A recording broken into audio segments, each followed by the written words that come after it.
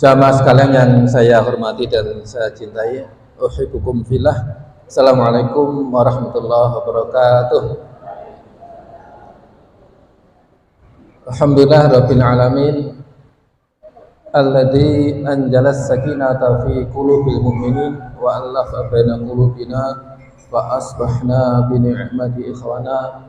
Asyhadu an la ilaha illallah wa asyhadu anna Muhammadan abduhu wa rasuluh. Allahumma sholli ala Muhammad wa ala alihi wa sahbihi ajma'in wa man tabi'ahum bi ihsan ila yaumiddin. Rabbi shrah li sadri wa yassir li amri wahlul 'uqdatam min lisani yafqahu qawli. Yang saya hormati para asatidz yang sepuh takbir yang saya cintai juga. Alhamdulillah hari ini Bapak Ibu sekalian kita bertemu di serial kajian kesehatan dalam Islam. Saya sengaja mungkin beberapa materi, ini materi kedua, materi ketiga ada menu wasiat dan bahagia, tinjauan syar'i dan medis. Ada materi yang saya siapkan hidup stres, ya, hidup berbahagia bersama stres, tinjauan syar'i dan medis. Terus ada satu materi lagi, Anda tidak suka olahraga gitu ya, insya Allah sudah kita siapkan. Semoga nanti memang ada rezeki buat kita semua untuk membahasnya secara bersama. Saya ingin berbagi ilmu Bapak Ibu sekalian. 13 tahun saya menjadi spesialis Arab, saya banyak mendapatkan hal yang luar biasa gitu ya. Dan itu saya ingin berbagi, baik itu sebagai suatu bentuk penyuluhan kesehatan, ya, promotif dan preventif, tapi tidak lepas hari itu Bapak Ibu sekalian. Saya ingin kita sebagai bangsa, kita sebagai muslim punya sesuatu yang sebenarnya itu milik kita, dan itu menjadi yang bisa kita jadikan bekal untuk kita semua. Bapak sekalian, materi hari ini adalah siap dengan Ramadan, ya, tinjauan medis dan syar'i. Kalau biasanya ada kajian-kajian tentang tarhib Ramadan, ya, menyambut Ramadan dari sisi syar'i, ya, fikihnya sebagainya itu. Tapi hari ini saya punya keinginan untuk mencoba berbagi, karena saya melihat ada sebuah momentum yang luar biasa di bulan Ramadan ini secara medis, yang kalau kita bisa memanfaatkan secara optimal, lebih maksimal, itu akan kita dapatkan sesuatu yang sangat luar biasa sekali.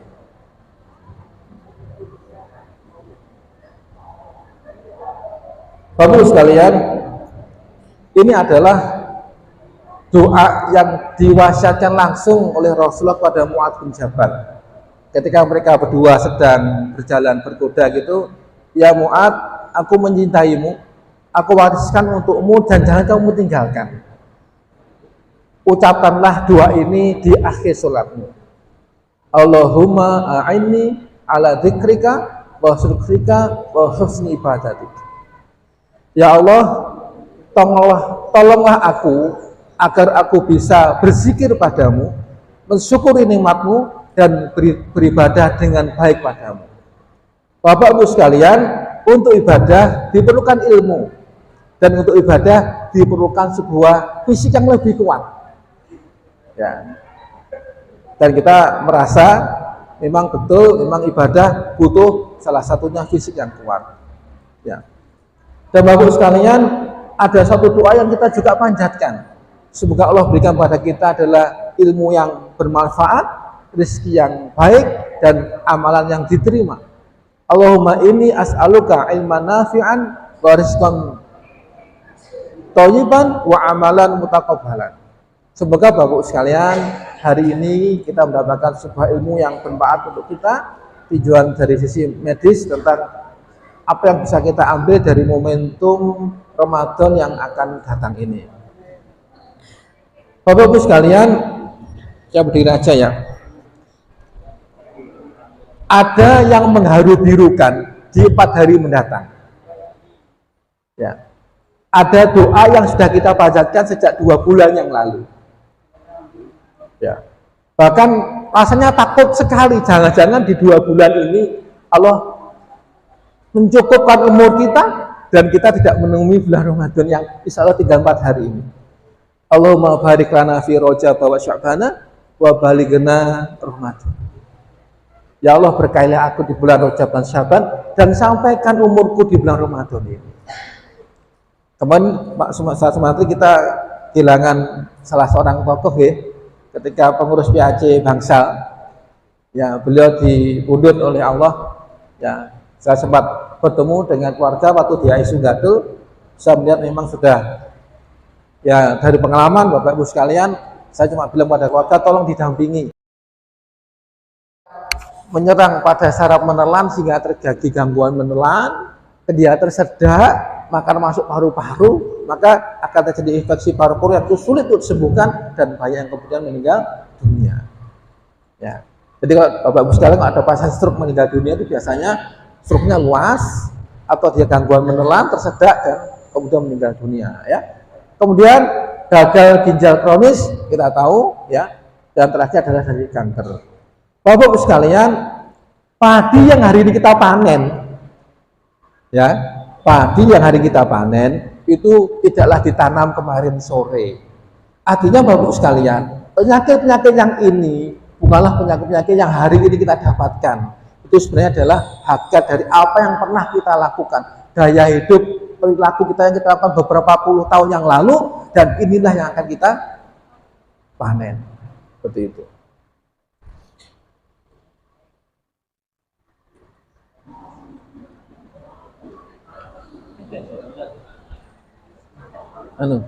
Ganti baterai. Tadi di mana ya kotaknya? Ini di tas itu Pak. Coba. Ya, ini ganti baterai. Bapak Ibu sekalian, ini gaya hidup kita. Ya. Ya. Walaupun dia ganteng, tapi kalau fungsinya seperti ini juga mengurangi penampilan. Ya, Bapak Ibu sekalian. Ya. Kegemukan itu termasuk penyakit yang menular. Percaya enggak? Ya. Bisa karena lingkungan keluarga, ketika bapaknya dapat uang banyak, ayo le mangan le. Ayo tak traktir. Makan malam hari, nasi goreng gitu ya, rawon atau jajamannya, minumnya manis, habis itu terus ngemil, habis makan pulang ngantuk tidur. Ya, Bapak sekalian, atau budaya lokal. Ada suatu daerah itu orang yang dikatakan gagah kalau gemuk. Ada suatu daerah itu orang yang dikatakan cantik kalau gemuk. Bapak sekalian, kita pernah melihat seorang artis yang bangga dengan kegemukannya. Pernah enggak? Sehingga dia mengatakan big is beautiful. Gemuk itu adalah cantik dan dia show ya, dengan beberapa orang yang gemuk-gemuk itu dengan tentu dengan make up-nya memang cantik dan mereka bangga dengan kegemukannya yang mereka klaim gemuk itu cantik ya. Bapak sekalian, penyebabnya adalah kalori yang masuk lebih besar dari kalori yang keluar dan terjadinya inaktivitas, dan gemuk itu tidak langsung sehari jadi Bu, Bapak sekalian, butuh proses ya sampai akhirnya seperti ini. Ya. Di dalam dunia medis ada yang kita sebut dengan sindrom metabolik dan ini adalah sumber komplikasi. Kemarin sudah saya singgung, saya ingin perdalam lagi. Ya, Bapak sekalian, orang yang dikatakan punya sindrom metabolik kalau dia punya minimal 3 gejala. Apa itu? Obesitas perut, gula darah mulai tinggi, hipertensi, trigliseridanya tinggi dan HDL rendah. Dia akan disebut mempunyai suatu sindrom metabolik, minimal punya 3 gejala ini, dan ini akan menjadi sumber komplikasi. Bapak sekalian, tubuh kita adalah akumulasi dari apa yang kita makan, dan hati-hati dan waspada terhadap komplikasi dengan yang berjalan dengan waktu. Ya. Bapak sekalian, ketika orang mengalami kegemukan, ya, maka komplikasinya pertama adalah gangguan otot, tendon, dan sendi. Bapak sekalian, ketika kita tegak begini ini, penopang utama adalah tulang. Ya, tulang itu ada yang ngikat. Ibarat pintu, kenapa dia bisa berdiri? Ada yang selnya yang disekrup. Nah itu ada urat-uratnya. Ya, kemudian kita bisa berdiri tegak itu ada kontraksi dari otot-otot kita, sehingga kita bisa tegak seperti ini. Ya, seseorang yang mempunyai berat badan lebih, maka pertama ia akan ada gangguan otot, gangguan tendon, dan ada terjadi gangguan sendi. Ya, gampang capek bu betisnya, karena apa yang dibawa itu berat. Pernah lihat truk yang patah asnya itu bu? Bapak tahu ya, truk yang patah asnya itu kenapa? Ya karena tonasnya berat. Ya, ini contohnya. Muda 30 tahun, jadi lutut sebelah kiri, ya penyakitnya sudah lama nyeri lututnya, tidak bisa berjalan karena sakit, sudah berobat ke beberapa dokter, tidak sembuh, dan sudah dilakukan fisioterapi, tidak sembuh.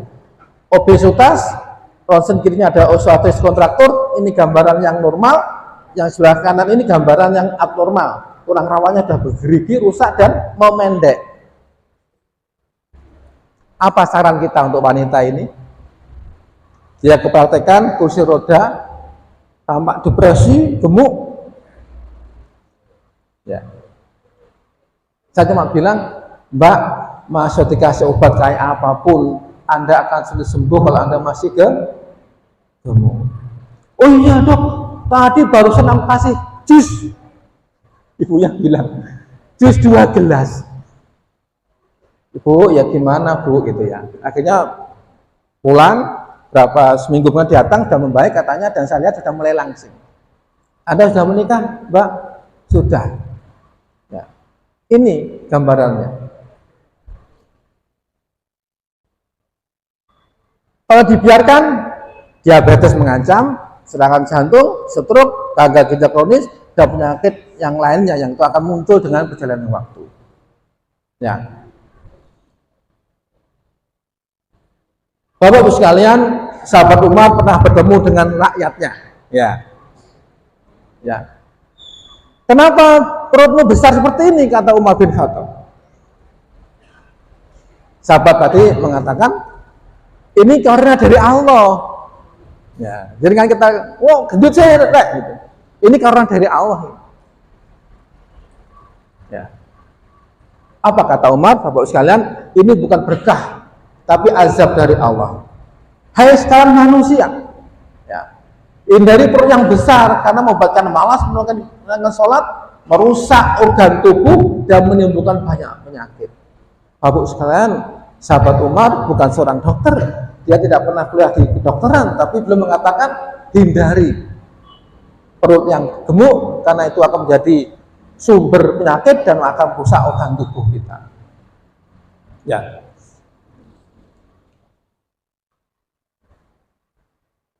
Bapak sekalian, masyarakat kemudian sadar bahwasanya gemuk itu tidak baik, gemuk itu tidak sehat.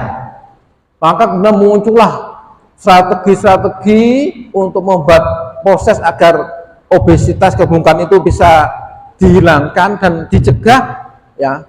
Dan sekarang ini muncullah fenomena pola makan yang intinya sama, adalah pola diet defisit kalori. Yang pertama adalah diet keto. Pernah dengar diet keto, Bu? Ada yang pernah melakukan diet keto? Angkat tangannya, udah pernah? Belum? Nah, turun berapa kilo? 2 kilo? 12? 27? 7 kilo? 17 kilo? Luar biasa, Bu. Turun 17 kilo. Diet keto itu diet macan. Ya, wis gak oleh mangan sego, wis gak oleh mangan ngombe gula, gak oleh mangan tepung, buah pun sangat yang gak manis, gitu ya. Sayur pun bukan sembarang sayur yang boleh dimakan. Jadi diet makan, diet macan, ya, diet daging. Mereka bisa bikin nasi olahan sendiri, mereka bikin nasi tiruan, mereka bisa bikin daging tiruan. Ya, diet macan, dan kemudian dikombinasikan dengan ketofastosis, ya dikombinasi dengan puasa. Ya. Jadi nggak makan selama jendela puasa, tapi boleh minum air. Ya. Dan saya pernah melakukan ini Bapak sekalian, sekitar 2 bulan, saya turun berat badan hampir 9 kilo. Ya. Tapi kata teman-teman saya, baik teman dokter, teman di rumah, ketika ketemu saya masih bertanya, Dokter Heru, Anda sakit ya? Enggak, aku sehat. Pegang lagi. Dokter Heru mungkin cara suka dengan saya, cinta dengan saya. Dokter Heru enggak sakit tak? Enggak, aku sehat. Dokter Heru enggak punya diabetes tak? Enggak, aku sehat. Sama teman spesialis bilang, Her, kok kurus kamu? Aku diet ini mas. Oh, jangan nemen-nemen, kamu kurus, kering.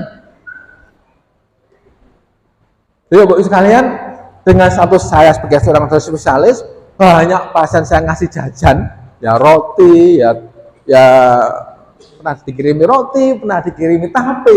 Saya nyaman kok gini, itu nggak bisa makan ini. Ya. Kemudian saya banyak bertanya kepada teman-teman sejawat yang lain, saya tanya ke profesor saya, dan oleh profesor saya dilarang. Jangan, itu tidak benar, tidak setuju profesor, sebagai satu sisi pendapat ya. Gitu. Kemudian saya merubah pola diet saya. Ya. Kedua Bapak sekalian, ada yang sedang tren sekarang adalah diet intermittent fasting. Ini masih rendah karbohidrat yang dikombinasikan dengan puasa. Ya, ini contoh diet Bu ya, diet keto seperti ini dia bisa turun banyak dari 120 turun menjadi 80 kg. Kalau diet ini Bapak sekalian, pada waktu puasa, jam puasa itu boleh minum air putih, bukan puasa kita ya, puasa syar'i ya. Air putih boleh, teh tanpa gula boleh, kopi boleh. Ya. Dan ketika jam makan, jam berbuka, dia boleh memakan makanan yang normal, cuma kalorinya yang dihitung betul sehingga tidak menjadi sebuah kalori yang berlebihan. Jadi masih bisa makan nasi, bisa masih makan ubi-ubian, masih bisa makan daging, makan sayur dan sebagainya. Ya. Jadi yang banyak dihanut, ya.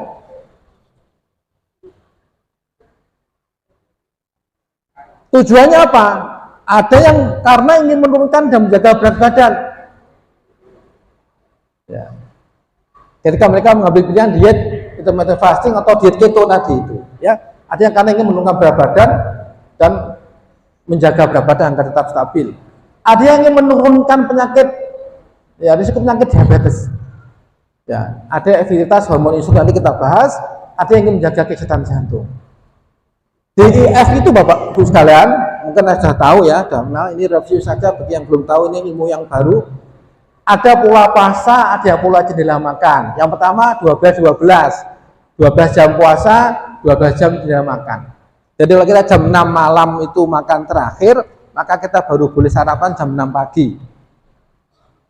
Ya. Orang tua kita pernah bilang kan, lek mangan ojo bengi-bengi ben gak lemu. Lek iso sebelum maghrib sudah makan malam. Ya. Ini ada yang melakukan ini. Ya. Tapi ada yang merasa itu kurang, ditambah lagi pola 16-18, 16 jam puasa, ya 8 jam jendela makan. Mulainya adalah jam 8 malam terakhir dia makan, baru boleh makan lagi Bapak Ibu sekalian jam 12 siang. Berat ya? Berat. Saya punya anak perempuan Bu, gemuk. Ya. Saya mau lebih doa tuh, coba kamu diet IF Dok. Jawabnya apa? Enggak kuat. Lemes, ya memang lemes memang. Ya. Tapi kalau kita sudah punya keinginan kuat untuk menurunkan berat badan, kita punya keinginan untuk memperbaiki penyakit kita, maka lemes itu tantangan. Dan banyak orang yang telah melakukan. Ya. Kemudian Bapak sekalian yang meningkat lagi adalah yang kita sebut dengan diet autofagi, polanya 24 sama 4, ya. Seperti ini. Ya. Diet autofagi ini Bapak sekalian, diet terapi. Ya. Ada yang mengambil suatu pendapat, ini ada diet terapi yang mana Ya, seperti ini pola makannya gitu ya. Jadi dia bertujuan untuk sel dibikin kelaparan dan beradaptasi dengan lapar, sehingga dia akan memakan apa yang ada di sekitarnya, terutama sel-sel yang rusak. Ya, orang dengan kanker sangat dianjurkan untuk salah satunya ada diet ini, diet autopagi ini. Ya. Kanker itu hidup makan glukosa. Kalau tidak ada glukosa, maka dia tidak akan hidup. Dia bisa menahan bergeraknya dari kanker itu. Ya, orang yang berpenyakit, mereka biarkan ingin sembuh. Mereka sudah merasakan tidak enaknya sakit.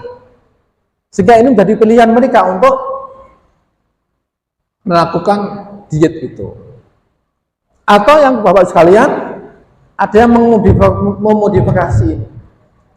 Jadi dia pola dietnya adalah 16 jam puasa, 8 jam makan, tapi dia bantu dengan olahraga beban.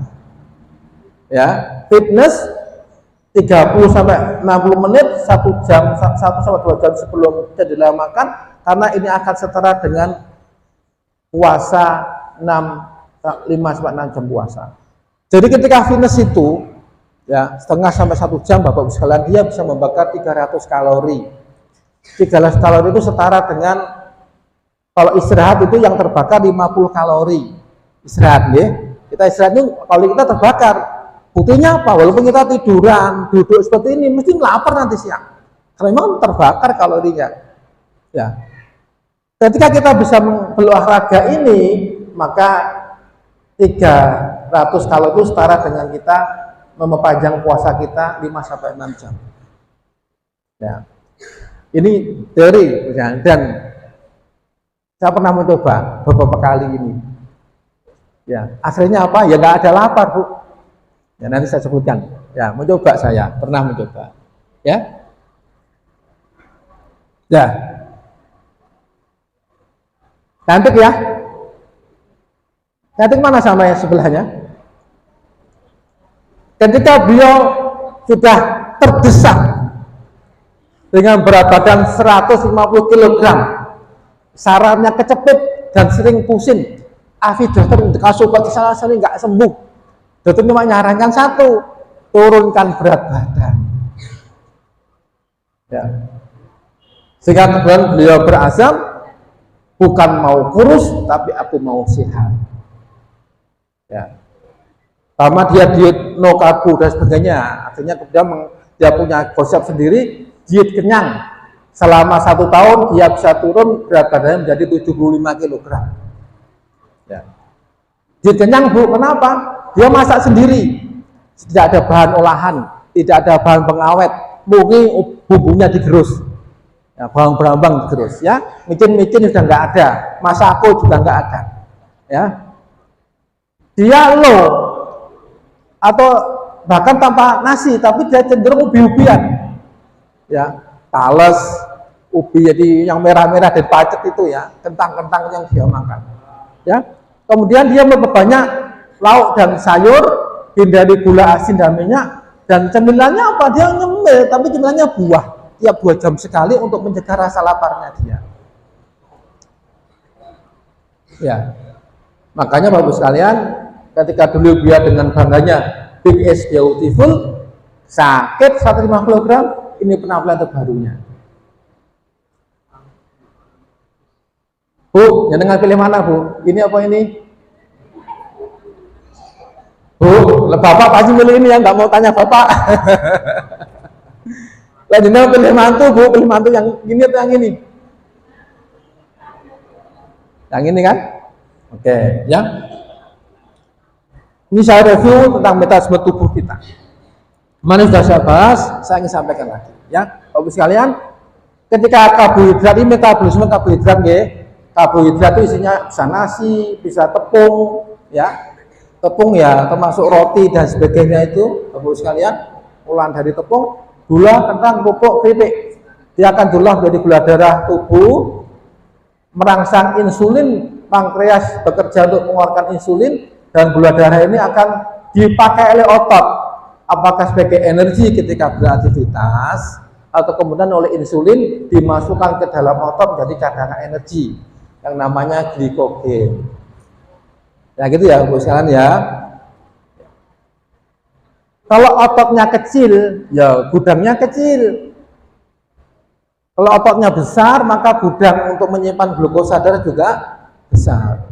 Bedakan otot yang besar dengan gemuk ya Bu ya. Kalau otot besar itu masa ototnya besar. Kalau gemuk itu lemaknya yang lebih banyak ya. Oke, kalau ada yang masih tersisa dari gula darah ini, maka akan diolah oleh liver jadi lemak tubuh. Gula darah sebagian dari otot, gula darah simpan di dalam otot, gula darah dirubah menjadi lemak. Sekarang kalau kita kelebihan makan, apa yang terjadi? Ya, ada yang kita sebut dengan indeks glikemik tinggi, Bapak Ibu sekalian. Apa itu? Makanan yang kalau kita makan, dia langsung membuat gula darah itu tinggi. Apa itu? Yaitu karbohidrat itu. Nasi, tepung, gula, kentang, kerupuk, keripik. Saya punya pasien, Bu. Gulanya nggak pernah tinggi, nggak pernah naik, nggak pernah turun. Dia diabetes, komplikasi nyeri di kaki. Bu, makannya gimana? Loh dok, saya nggak makan nasi dok. Loh makan apa? Saya makan roti tawar dok. Berapa? Ya 2 ya 3. Enak Bu. Saya suka dok, enak dok. Bu, makanya gula nggak turun Bu. Ya, roti tawar. Termasuk Bapak sekalian kerupuk. Ya, orang kita kalau nggak makan kerupuk nggak enak ya. Gitu. Ketika ini banyak kita makan, gula darah ini tinggi Bapak sekalian, maka pankreas akan bekerja keras untuk memproduksi insulin. Ya. Sebagian digunakan oleh otot untuk kontraksi tubuh, sebagian masuk ke dalam cadangan energi. Nah, kalau masih tinggi Bu, masih banyak gula darahnya Bapak sekalian, maka liver bekerja untuk merubah gula darah menjadi lemak di tubuh kita, maka jadilah kegemukan. Gampang kan pembahasannya? Gampang ya. Intinya gula darah tak terpakai dan tersimpan semuanya di otot, tidak terpakai karena kita nggak banyak bergerak, kita nggak banyak aktivitas, tidak terbakar gula kita dan tidak tersimpan banyak di semuanya di otot. Bisa karena otot kita kecil atau otot kita itu sudah kelebihan. Ya, itu proses gemuknya ya. Gula akan dirubah menjadi lemak dan gemuk akhirnya Bapak sekalian ketika pankreas ini bekerja keras, dia akan kelelahan. Selnya akan rusak. Akibatnya apa? Dia tidak bisa memproduksi insulin dengan maksimal. Rusaklah. Sehingga dia terkena diabetes yang tipe 2. Apa bedanya diabetes tipe 1 dan tipe 2? Kalau tipe 1 itu sejak awal Bapak sekalian, pankreasnya itu jelek. Sehingga dia tidak bisa memproduksi insulin. Seberapa banyak pun makanan yang dia makan, karbohidrat yang dia makan, gulanya pasti tinggi. Ya. Dan biasanya berat bagi pasien itu bisa bertahan hidup. Ya, kalau diabetes tipe 2 dikarenakan karena pankreas yang rusak, gulanya tetap tinggi, lemak yang banyak ini Bu sekalian, dia menyelimuti otot kita sehingga reseptor otot kita tidak sensitif lagi dengan insulin. Itu yang kemudian disebut dengan resistensi insulin. Ya. Ini yang terjadi. Kalau kita makan rawon, minumnya manis. Nasi goreng minumnya manis. Mie goreng minumnya manis. Ya. Kerupuknya saya sebenarnya itu rujak cingur Bu ya. Rujak cingur itu kalau saya itu rujak tanpa lontong. Kerupuk, oh enak sama kerupuk. Kalau sedang kuat imannya Pak, saya nggak ngambil kerupuk. Ya. Kalau sedang nggak kuat iman, saya ngambil kerupuk. Karena memang rujak cingur enak kalau dimakan dengan kerupuk. Ya, itu sekalian ya. Baik. Sekarang gimana dengan manajemen defisit kalori yang orang-orang melakukan? Ya, diet yang tadi sudah kita jelaskan ya. Bapak sekalian, ketika karbohidrat kita turun, kita tata betul jumlah yang masuk. Bapak Ibu sekalian, nasi, tepung, gula, kentang, kerupuk, keripik itu bukan sesuatu yang haram. Itu halal untuk kita. Cuma BNI, batasi, nikmati, imbangi dengan olahraga. Kalau orang BRI-nya protes, sebenarnya BRI, batasi, R-nya apa? Rasain, ya, dan imbangi. Bapak sekalian, saya mampu mungkin ya, kalau mau beli durian saja. Tapi saya tidak, bagi saya itu masih sesuatu yang berlebihan. Sesekali aja lah beli, gitu ya. Saya suatu beli durian karena memang jarang makan durian. Anak saya tuh rakus makan durian. Udah buka langsung, karena sedikit yang makan 3 orang, belum bapak ibunya kan, makanya makan durian gitu. Saya bilang, stop. Cara yang makan durian ya kayak gitu. Itu bukan makan nasi, makan durian. Ya apa bu makan durian bu? Lamut. Iya, ya yang tertawa itu senang makan durian itu. Lamut. Iya pak deh, lamut. Enak memang. Karena ini bukan makan nasi, makan durian. Makanya bapak sekalian, nasi, tepung, gula ini bukan sesuatu yang haram, tapi batasi, nikmati dengan dan imbangi dengan olahraga. Ya. Apakah saya nggak makan nasi goreng? Saya makan bu. Apa saya makan malam? Saya kadang makan malam, tapi sebelum tidur saya pegang barbel dulu. Ada 2 kiloan kiri kanan, ada yang 5 kiloan 1. Saya barbelan dulu agar terbuang yang saya makan, saya baru tidur. Ya. Saya menikmati, saya batasi, dan saya imbangi. Ya, Bapak sekalian, ketika gula darah kita turun, maka pankreasnya istirahat. Tidak banyak insulin yang terangsang keluar. Kalau otot kita gede, maka dia menjadi gudang yang besar pula untuk menyimpan cadangan gula. Kalau kita bergerak, maka otot yang besar itu akan rakus memakan gula yang ada di darah kita. Bapak sekalian, saya kapan ditawari mobil Alphard. Kira-kira saya pantas nggak kalau naik Alphard? Pantas ya? Sesuai lah. Berapa cc pak? Sahabat saya, dokter spesialis di Mojosari, mungkin jenengan tahu. Saya bilang Alphard, mungkin juga ada yang tahu sudah siapa, beliau nggak perlu menyebutkan nama. Pak Heru cc-nya 3000, sudah cocok buat jenengan. Yang aman, enak dan sebagainya. Cc 3000 gitu ya. Pakai apa ini pak? Air tamak. Loh gak boros. Alah, kayak Kijang. Kijang ini 1 berapa pak? 19, 110 ya. Tapi nyaman dokter Heru. Nah saya setiap hari itu pakai mobil kecil. Mobil Mitsubishi Mirage itu yang cuma 1200 cc. Itu irit bu. Tapi tumpaknya ya gini bu. Ya, tumpaknya goyang-goyang gitu ya.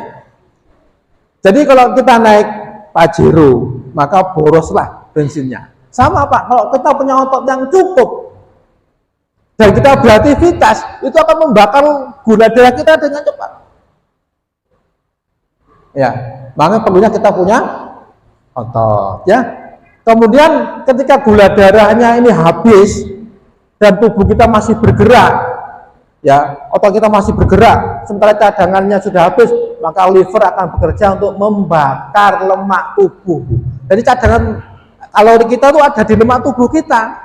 Jadi akan dibongkar oleh liver kita menjadikan kalori untuk gerak kita.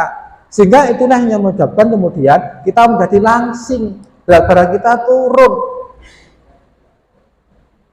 Ya, pankreas kerjanya ringan atau istirahat, gula darah habis untuk energi otot atau tersimpan dalam otot, lemak dibongkar sebagai energi cadangan, maka berat badannya akan turun.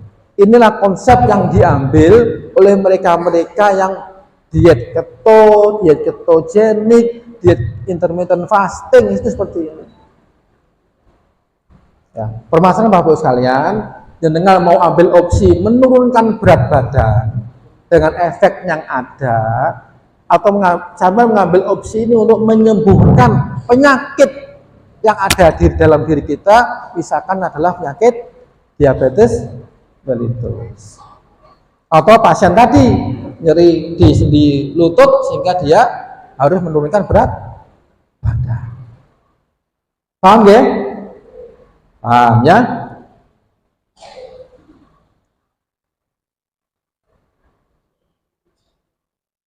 Oke, sekarang gimana kita memastikan ikhtiar sehat di bulan Ramadan ini? Ya. Ini Bapak sekalian, ada apa dengan puasa? Yang kita lagi insyaallah Allah cukupkan umur kita, Bapak sekalian. Ketika kita puasa, Bu, tubuh kita tuh istirahat. Ya, orang bilang, tubuh kita istirahat. Metabolisme kita istirahat. Ya, hanya perut kita nggak diisi ya, lambung kita istirahat. Itu 14 jam, Bu. Sehingga itu sama dengan konsep intermittent fasting 14-10. Ya. Betul ya? 14-10 ya. Kita jam 4 sahur maksimal minum terakhir, kemudian jam 6 sore kita baru berbuka. Konsepnya adalah intermittent fasting selama 14 jam. Dan kita dibiasakan selama 1 bulan. Bapak-Ibu sekalian, pernahkah kita ketiduran lupa sahur? Pernah? Pernah. Ngamuk, Bu. Sing ngamuk bapake. Ya kan? Sing ngamuk anake. Iya enggak? Enggak sahur, enggak makan, enggak sahur sebagainya. Padahal Bu sekalian, hikmahnya apa? Ketika kita makan, ketika berpuasa dan kita lupa sahur, hakikatnya adalah kita sedang menuju konsep diet autofagi 24 banding 4. 20 jam kita puasa, 4 jam kita berbuka. Jam 8 malam kita terakhir habis tarawih mungkin masih makan. Jam berapa ini? 6 sore kita baru berbuka. Ada hikmah, Bu. Bapak-bapak, dibalik kita tidak sahur. Ibu-ibu sekalian, saya pesan ya, kalau suami jenengan atau suami atau anak sampean, suami atau anak sampean itu gendut, ya, suami dan anak jenengan itu ada yang punya diabetes mellitus, jangan dibangunkan sahur, Bu. Atau jam 5, jam 8, jam 4 ya. Syukur jam berapa? 4 ya? Ya, jam 4 dibangunkan, siapkan air putih. Pak, sepurone Pak, Bu, sahurnya cukup air putih saja. Ya, biar nanti sel-selnya kelaparan, dia menggerogoti sel-sel yang rusak menuju diet autofagi. Bapak sekalian, pernah dengar cerita? Ya, Rasulullah SAW, ya, bangun pagi, dia ke dapur, ya istriku tercinta, sarapan apa pagi hari ini? Apa jawabnya? Ya Rasulullah, tidak ada yang kita makan di pagi hari ini. Apa kata Rasulullah? Hujan aku mungkin kita kasih bulan kemarin mana, gitu ya? Dompetku sekarang 1.000, oh kok nek sapa sing nyebik kok gitu. Rasul enggak bilang gitu. Rasul bilang, "Oh, enggak ada yang dimakan. Ya udah, aku hari ini puasa deh." Ya kan? Sering enggak itu? Sering. Berarti Rasulullah atau pagi enggak? Atau pagi, Bu? Apakah Rasul bilang, "Ya udah aku tak diet atau pagi saja?" Enggak. Kita yang baru ketemu sekarang, bahasanya diet intermittent fasting itu ada dalam Islam. Kutiba alaikumusyamu kama kutiba alal ladzina min qablikum. Puasa itu diwajibkan pada kamu dan umat sebelum kamu. Konsep intermittent fasting itu sudah ada sejak dulu. Cuma kita aja yang kurang tajam untuk mengambil hikmahnya. Bapak sekalian, sudah jam 7, bagi yang ada kegiatan monggo boleh izin ya, karena ini masih tadi juga terlambat ya mulainya kalau ya. Bapak-Ibu sekalian, apa yang terjadi ketika kita puasa? Jadi 8 jam itu habislah glukosa darah kita itu habis. Jadi sahur jam 4, maka jam 12 itu glukosa kita habis. Glukosa yang kita masukkan dari sahur. Makanya kita jadi lemes, pusing, mual, sulit berpikir. Nah, di 6 jam terakhir inilah ya, kesempatan untuk semakin mengakselerasi membongkar lemak tubuh dengan olahraga. Kita enggak ya, tidur ya, karena tidurnya orang ibadah tuh, tidurnya orang puasa itu ibadah. Ya memang betul. Ya, dengan tidur dia tidak bermaksiat, tidak buka HP, tidak buka macam-macam ya. Tapi ini kesempatan emas kita untuk olahraga di 6 jam terakhir ini. Dan olahraga yang dianjurkan Bapak sekarang adalah latihan beban. Ya, 1-2 jam sebelum berbuka. Ya, 1-2 jam ya. Kalau nggak ada kajian buka bersama gitu ya. Ini setara dengan memperpanjang puasa kita 5-6 jam menuju pola autofagi 20 ke banding 40. Ya. Bapak sekalian, beberapa kali saya mencoba memang di beberapa puasa sunnah itu saya sengaja tidak sahur, Bu.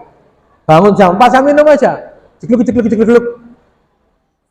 Saya tidak takut mati, Bu, kelaparan. Karena apa? Lemak saya masih banyak. Ya.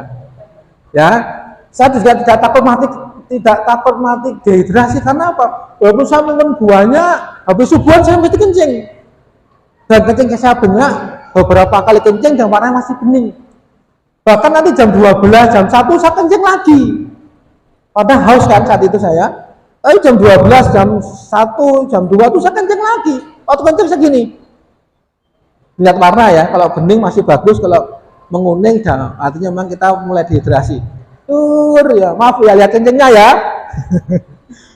Saya cuma bilang gini, aku lo ngelak. Ya Allah, lo kok tak buang gitu ya. Paham ya? Saya tuh ngelak, ya Allah, tapi ini kok tak buang. Saya ini bisa saya minum untuk meredakan haus saya. Artinya Bapak sekalian apa? Tubuh kita bisa ada cairannya. Ya. Tidak perlu takut mati dengan puasa. Lebih baik kalau kita mencoba autofagi ini. Saya mencoba mempraktekkan ya apa sih autofagi. Coba nyunah Rasulullah hanya minum air putih saja. Bapak sekalian ya biasa itu. Bahkan ketika berbuka itu minum air putih kenyang, Bu. Ya. Coba karena mau ada kajian di Al-Basit ya, Ustaz ya. Waduh, nanti saya kalau nggak makan entah ini isya tambah su, nggak berani saya. Udah, saya makan dulu. Tapi makannya no nasi. Saya berarti nggih, no nasi. Apakah urap-urap omelet? Ngerti omelet, Bu? Omelet itu dadar telur. Kalau di hotel namanya omelet. Kalau di rumah itu dadar telur. Ya, atau kadang brokoli hijau itu dioseng-oseng sama pembantu saya kasih telur. Itu aja saya makan. Kadang pakai buah, minum air putih, kadang pakai madu sama jeruk nipis, resepnya Dr. Zaidu itu. Saya menghindari makan nasi, Bapak sekalian, karena ya itu tadi saya, ya monggo, jenengan boleh. Saya kalau di rumah, kalau bisa nggak makan nasi. Tapi kalau saya habis disuruh makan nasi, saya makan nasi. Kalau di rumah ibu, disuguh ibu saya nasi, saya makan nasi saya. Nggak masalah, kenapa? Habis saya akan olahraga. Ya, saya nikmati, saya imbangi dengan olahraga. Dan alhamdulillah berat badan saya stabil. Ya. Ini Bapak sekalian, olahraga ya. Kalau cukup waktunya, 10 menit lagi ya. Olahraga ada 2, bisa kita lakukan 1-2 jam terakhir atau setelah berbuka. Olahraga kardio untuk merangsang kekuatan otot jantung kita, kami sudah saya bahas. Hati-hati Bapak Ibu sekalian, ketika kita olahraga yang untuk menguati jantung kita, dihitung detak jantung maksimal kita itu berapa? 220 dikurangi umur. Ya, kalau umur saya sekarang 52 lah, dimudahkan 50 aja ya, salah dimudah ngitungnya, maka detak jantung maksimal saya adalah 170 tahun, 170 kali. Saya tidak boleh olahraga yang terporsir yang melebihi detak jantungnya 170 kali per menit. Resikonya apa? Mati di atas sepeda. Kalau kita lihat berita-berita meninggal sepeda, meninggal lari, matinya karena serangan jantung, Pak. Karena apa? Dia semangat, tidak mengukur umur, bergerak terlalu cepat, jantungnya melebihi heart maksimalnya, ya sudah. Makanya aman di zona 60-90 ya. Detak jantung orang normal 60-100, orang yang terbiasa olahraga Bapak Ibu sekalian, detak jantungnya ada di 40-60 ketika dia berisi istirahat. Artinya apa? efektif sekali kontraksi otot jantungnya, dikarenakan otot jantungnya sudah terlatih dikarenakan olahraga kardio. Ya, saya jamin Bapak sekalian, ibu-ibu yang vertigo itu Bu ya, saya dari pengalaman saya karena tidak terlatih jantungnya. Ya, sehingga berubah posisi musik. Ini Bu intinya. Nanti saya bahas di sesi khusus tentang Anda tidak suka olahraga. Ya, olahraga ada low impact, high impact. Ditanyakan, ya low impact ini adalah yang beban di sendinya kecil, ringan, ya, bersepeda, berenang. Yang high impact itu yang benturan di sendinya itu berat, ya lari. Oh yang basicnya lari, ya lari ya sepak bola sebagainya itu. Bapak sekalian, saya akan bahas khusus tentang olahraga beban, ya terkait dengan materi hari ini, membentuk massa dan kekuatan otot tubuh. Itu saya singgung, ketika kita punya otot yang bagus Bapak Ibu sekalian, maka dia menjadi gudang yang besar untuk penyimpanan gula. Ya, dia akan membakar kalori banyak dan cepat. Ini berfungsi untuk menurunkan berat badan dan penyembuhan dari penyakit diabetes. Ya. Ya.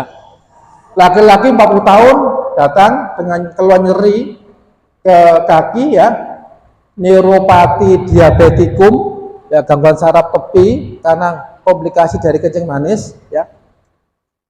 Entol, terasa gampang capek, kesemutan, tebel, panas, mati rasa, ya. Dikonsulkan dari penyakit dalam dengan diagnosa neuropati diabetes, kakinya terasa seperti ini, isinya kurus.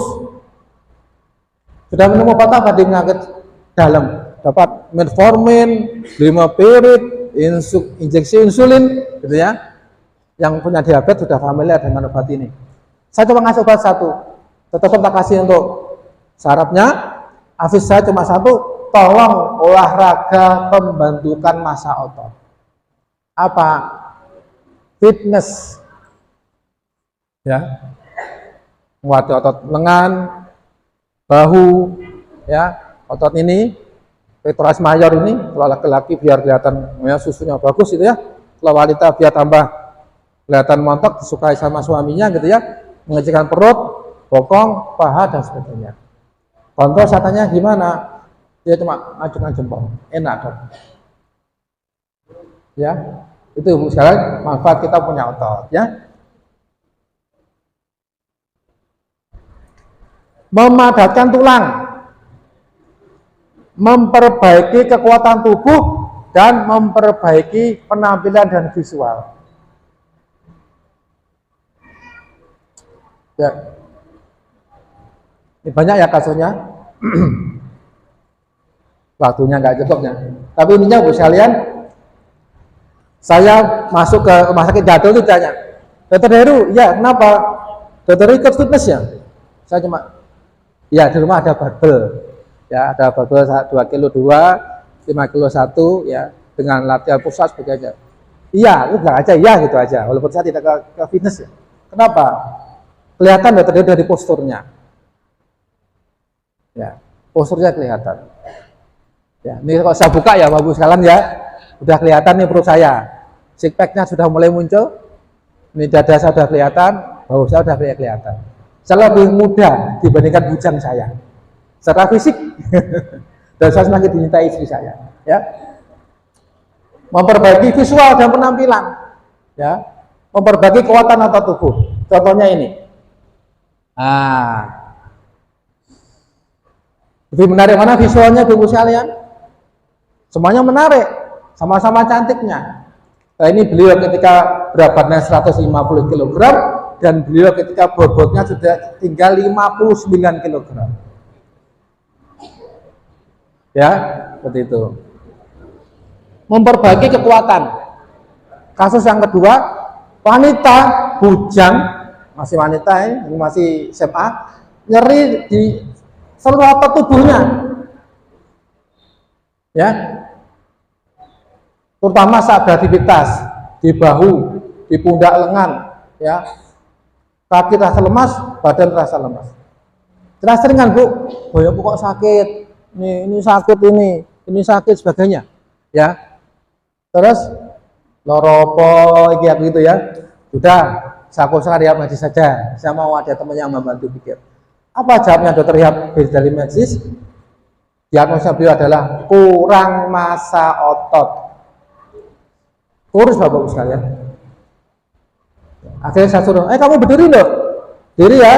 Ya, saya raba, ya karena saya dokter ya, Bu ya, saya raba gini. Apa yang saya rasakan? Sama tahu wedhus?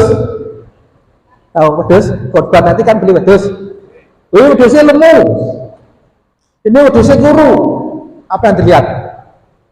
Oh ini kuru ini. Gitu. Oh, ini loh Pak, ketok tulangnya ini loh Pak. Jangan? Iya saya raba aja. Saya raba seret. Bu sini Bu. Nah ini Bu pegang ini apa? Ya. Apa? Tulang Bro. Berarti apa Bu? Anak saya kurus, sehingga kemudian saya memberikan saran secara khusus pada dia mangan sing akeh deh, banyak sayur sama protein. Kontrol sudah membaik, ya karena kekurangan massa otot. Baik Ibu sekalian, ini tutorialnya Adirai tentang latihan beban. Tujuan adalah menaikkan dan menurunkan berat badan, ya. Fisioterapi untuk pengobatan dan untuk atlet untuk penguatan otot, ya. Pemain bola voli juga latihan beban, pemain tinju juga latihan beban, pemain sepak bola pun Ronaldo itu juga latihan beban untuk menguati tendangan, gitu ya. Jadi pertama yang dilakukan adalah otot mana yang dilatih, ya apakah otot ini, otot belakang ini, otot bahu, atau otot leher, atau punggung sebagainya, ya. Kemudian menentukan berat barbel, ya. Untuk pembesaran otot ini Bu, barbel gini ya. Ini hanya barbel ya Bu ya. Rumusnya adalah 6 sampai 12 kali. Kalau ini saya lakukan enteng banget, 12 kali saya tidak ada beban, maka ini adalah terlalu ringan. Ya, harus ditambah. Tapi kalau misalkan saya 6 kali udah enggak sampai 6 kali ya berarti terlalu berat. Ya itu ya nama ya. Yang kedua, parameternya apa? Ada tekanan beban pada otot kita. Ya. Yang kedua, bisa menggunakan beban tubuh squat ini loh Bu. Squat itu gini. Gini. Gak perlu lompat. Ya. Ini ya. Kemudian lunge itu ya gini, satu gini ya. Push up, sit up sama plank. Tahu plank? Tahu plank? Tidak tahu tak kasih contoh. Belum tahu plank? Sudah tahu plank, Pak? Baik. Kelihatan ya Bu ya. Kalau push up kan gini. Nah ini push up nih. Push up. Loh, enteng kan? Kalau plank itu gini loh Bu. Ini. Nah gini. Ya. Oke. Tahan. Ya. Baik, lanjut ya.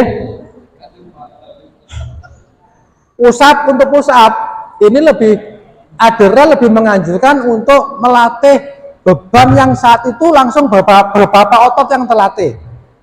Ya. Jadi kalau ini cenderung otot depan saja. Kalau gini cenderung otot belakang saja. Beliau lebih menganjurkan sekali aktivitas banyak otot yang terlatih. Contohnya apa? Push up. Ibu kalau masih berat bisa ditembok Bu. Tembok ini ya. Atau di kursi. Ya, gini. Ya, ini di kursi ya.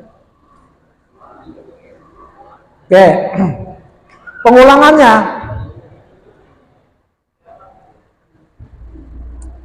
Kalau untuk pembentukan otot, Adere menyarankan pengulangannya adalah 16 sampai 12 kali. Okay. Kalau untuk atlet binaraga, okay, atau angkat beban yang lomba angkat beban itu cukup 2 sampai 4 kali istirahat. Okay. Kalau atlet yang untuk kekuatan dan kecepatan maka lebih dari 12. diulangi 3 kali, ya Bapak Ibu sekalian, dan setiap kali pengulangan istirahat 1 sampai 2 menit. Tujuannya apa? Biar hormon-hormon pertumbuhan itu muncul. Ada proses untuk istirahat dan pembentukan massa otot. Ya, lanjut. Temponya, ya 1 detik jangkat cepat, 1 detik ditahan, 2/3 turunnya pelan.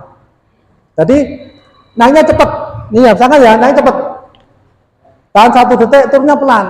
Tidak boleh mengandalkan gaya gravitasi. Ya kan kita kan terus turunnya gini kan, nah kita gravitasi. Ya gini cepat, sambil keluar nafas kita adalah ini keluar nafas, ini ambil nafas, ini keluar nafas, ini ambil nafas, ini keluar nafas, ini ambil nafas. Ya seperti itu. Kalau untuk kecepatan, ya kecepatan itu untuk atlet sebagainya butuh kecepatan, ya bukan untuk massa otot, maka 1 detik 00. Gini Bu, ya, ini untuk atlet yang olahragawan yang butuh gerakan cepat, bola voli, tinju sebagainya itu, karena ada membutuhkan gerakan cepat. Ya. Yang ketiga adalah asosiasi, menstimulus otak, imajinasi, melakukan gerakan besar. Bapak Ibu sekalian, otak kita juga harus perlu dilatih.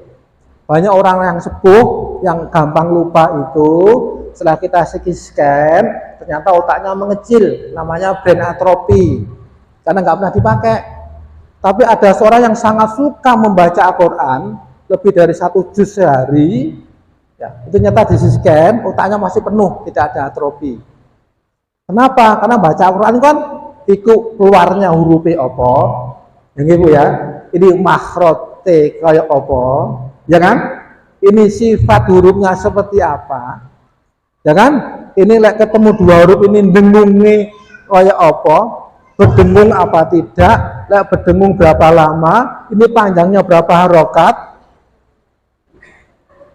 paham ya? Makanya otaknya bekerja terus ketika membaca Al-Quran dengan benar. Ya, ini. Jadi contohnya Bu ya, pasien yang nyeri sendi itu banyak itu, saya bilang gini ke pasien saya kasih contoh untuk menguati otot paha depan, otot paha belakang plus bokong. Karena ibu punya radang sendi. Caranya apa? Turunnya pelan sambil keluar nafas, naiknya cepat sambil mengeluarkan nafas. Jadi gini Bu, turun pelan Bu ya, pelan ini. Duduk, ya.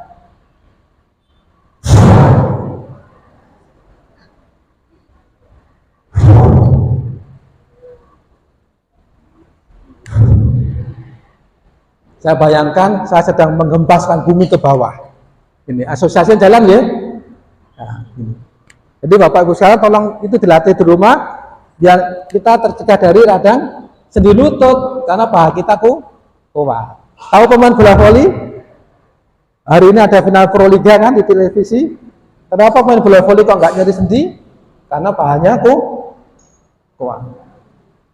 Ya, ini ya untuk. Nah, seperti ini. Ini anatomi otot. Mau dilatih apa?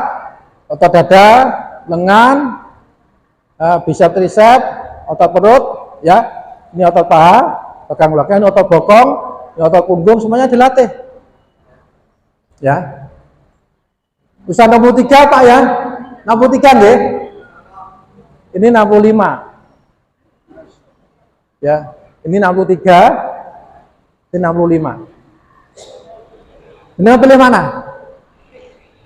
Kalau ular bisa melungsungi, Pak, ya, fisik kita bisa melungsungi. Bisa.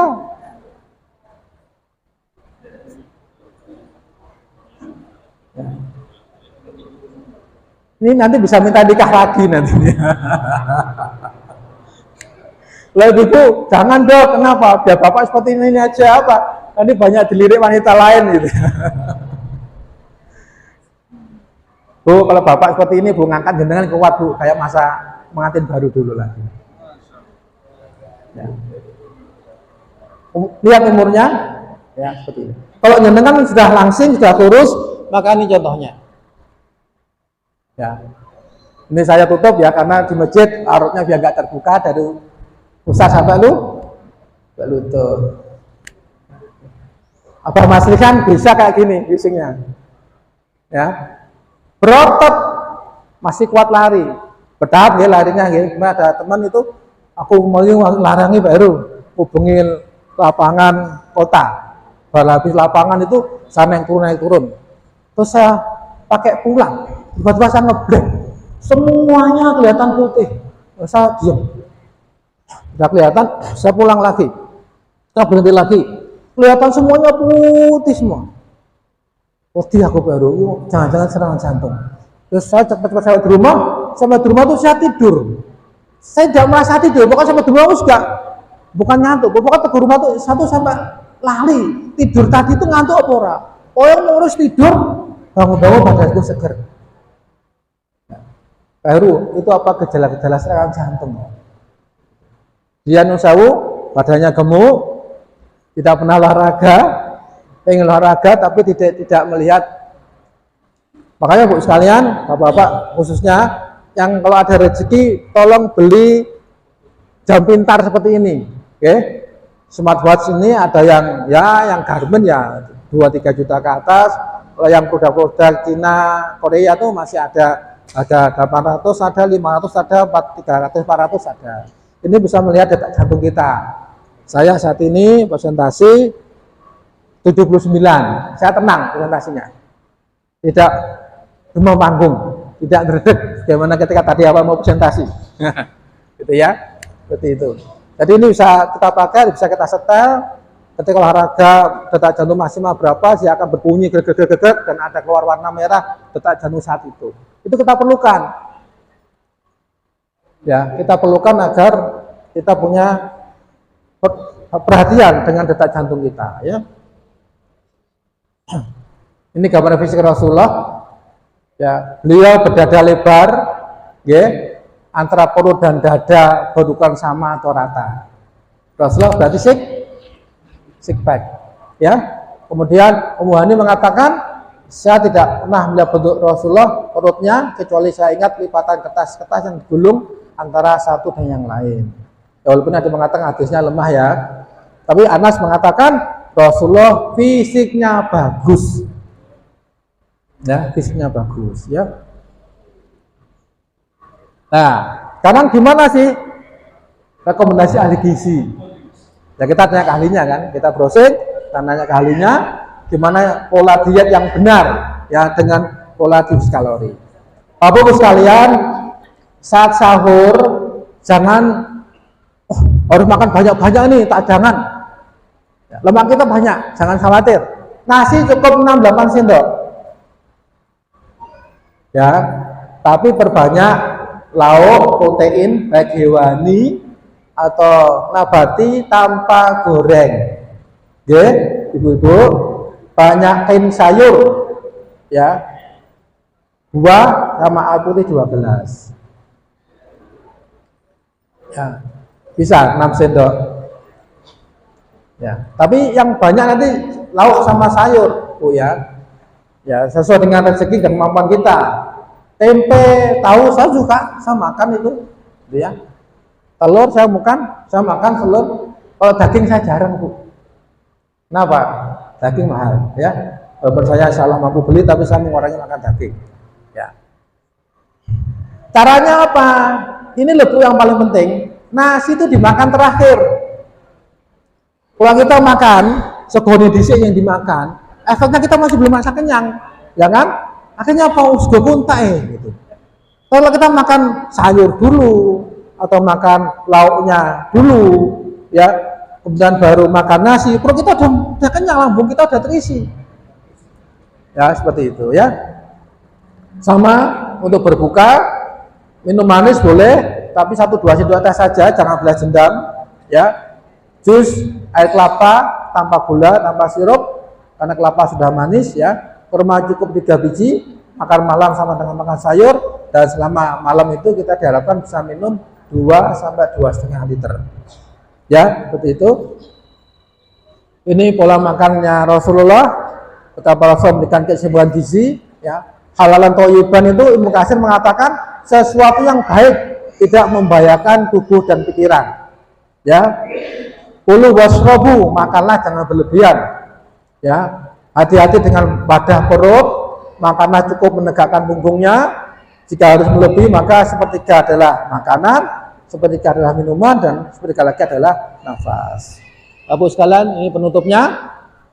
Ramadan momen untuk sehat. Yang berpenyakit, yang berat badannya sudah berlebih, momen untuk sehat. Okay? Momen untuk pengobatan. Ya, masih makan pola diet yang benar, memanfaatkan jam puasa dan olahraga. Olahraga sangat dianjurkan yang latihan beban, ya, karena menjelang berbuka ini akan sangat cepat membongkar lemak tubuh lebih banyak.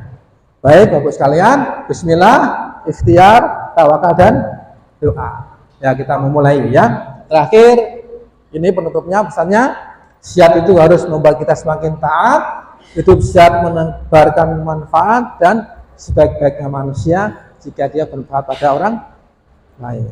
Saya cukupkan ini Bapak sekalian, hampir 1 jam lebih sedikit, mohon maaf kalau agak molor sedikit. Tapi ini adalah tarhib Ramadan, menyambut Ramadan kita dari sisi medis. Bu sekalian, semoga nanti di Ramadan ini kita termasuk orang yang semakin bertakwa, bersyukur, dan mendapatkan jalan petunjuk.